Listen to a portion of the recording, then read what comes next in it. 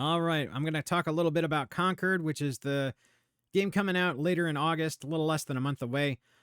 Looks very much like an Overwatch clone, and I think that's why a lot of people are passing on it because it doesn't look very interesting. But this is the game that was making the rounds a while back about being very woke, like the character designs were very woke looking, and it looks like they were injecting a lot of their politics into it. So there was a good number of people were passing on it for that. And what I suspect is a good number of people passing on it because it does look like an uninteresting Overwatch clone. And nobody really wants to play a cheap knockoff. So, yeah. So let's just take a look here. So this is the Steam page, and you can see from the design and especially these videos, it very much looks like Overwatch.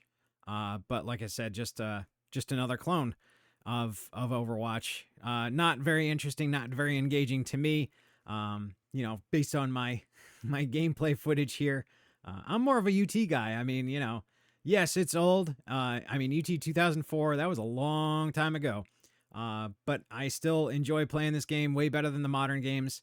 And UT 2003, 2004, they introduced new things, and 2003 was a real rough release, and it got panned in the reviews.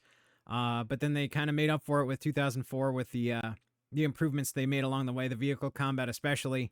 And they're always iterating, and they were always iterating, and that's what made these games great, is that they were actively pursuing something better than the last version. But rant aside, going back to Concord here, what we want to really look at here is the numbers. So let's just jump into that right now.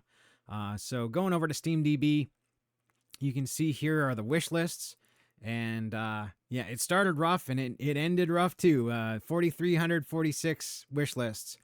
For a game like Concord, something that's supposed to be like a long running kind of phenomenon, the idea was to make this like Overwatch, like Fortnite, like these consistently online, consistently improving and evolving games.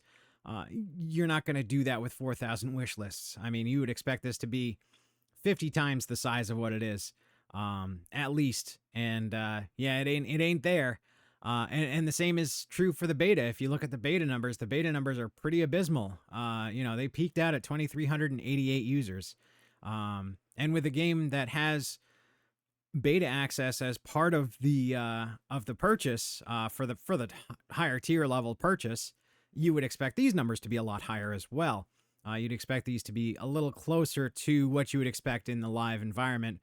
I would expect this to be, again, 20, 30, 40 times higher than it is. Just to be able to be a viable game like Overwatch, like Fortnite, like these live service games to nickel and dime you to death. The only way to make that worthwhile, to keep that machine up and running, is to have these numbers be at a significantly higher level than they are. So that was a bad sign too. Compared to like the First Descendant here. So the First Descendant, now these are live numbers, these are not beta numbers, but 229,000, peaked out at 264, and even now, they're 100,000. They're around 100,000 concurrent players even now, well after the release date. So as far as looter shooter goes, this is what you want to look for. This is what you want to see, is that 100,000 plus concurrent player count. And then obviously owner estimations upwards of 4 million. They did good with the First Descendant, and that's an appropriate number. And even with the wish lists rocketed up even from the start and just kept on rocketing up further and further. And I mean, they peaked out, we're at 200, almost 250,000 wish lists. So that is substantially better than what we were seeing in Concord with their 4,000 wish lists. It's definitely not going good for Concord. It looks like this is going to be another dud.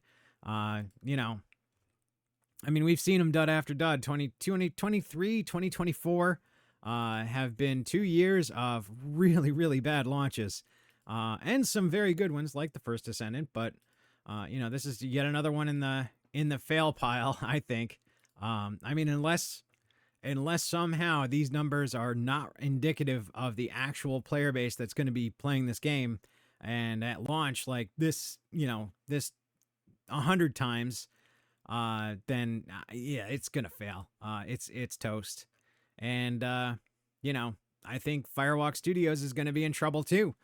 So yet another studio that's going to be under the gun to try and make things work and make a profit, or at least break even for their efforts. Because in this day and age, studios have to pull their weight, and when you inject your politics, I mean it is a thing. Every time you see the political agenda being injected into a game, they seem to always sacrifice story, always sacrifice gameplay for that political agenda. And it's every time. I mean, I haven't seen one that isn't. So just based on that, I would assume there's politics injected in this game. Even just not really knowing for sure for my own personal experience. Just based on the player numbers, I would say, yeah, this is probably a political game. It's probably going to have politics injected in it.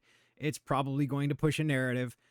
Just like all the other ones that are failing miserably. So, I don't know. I guess people are more sophisticated than they think, and they can smell the politics a mile away now. So that's a good thing. And like I said, people voting with their dollar is not a bad thing. Absolutely, this is just more evidence that people don't want to play boring games. And that's really what it boils down to: is they don't want to play boring games. They don't want an Overwatch clone. They want something new. They want something interesting. They want something engaging, something that's going to keep their attention and keep their interest with something new. And this is not anything new. This is just the same old thing rehashed over and over again, and no innovation, no effort at trying to iterate on a design or make something better than the predecessor. So I don't know. It is what it is. And like I said, I think Concord, you're probably looking at maybe owners in the tens of thousands. That would be my prediction. 10,000, 20,000 copies sold, at least on Steam. And then obviously PlayStation would be different. But I'm talking Steam numbers alone, just because that's what I have the data for. PlayStation kind of plays it close to the chest, just like Xbox, just like, all the other stores. But Steam gives you good data. So, yeah, I would expect it to be about 20,000 sales, estimated obviously, but we will see. And, in another month, I will do another video and see where we're at. So hope you guys enjoyed the video. If you like these kind of videos, subscribe to the channel, and I will talk to you guys later.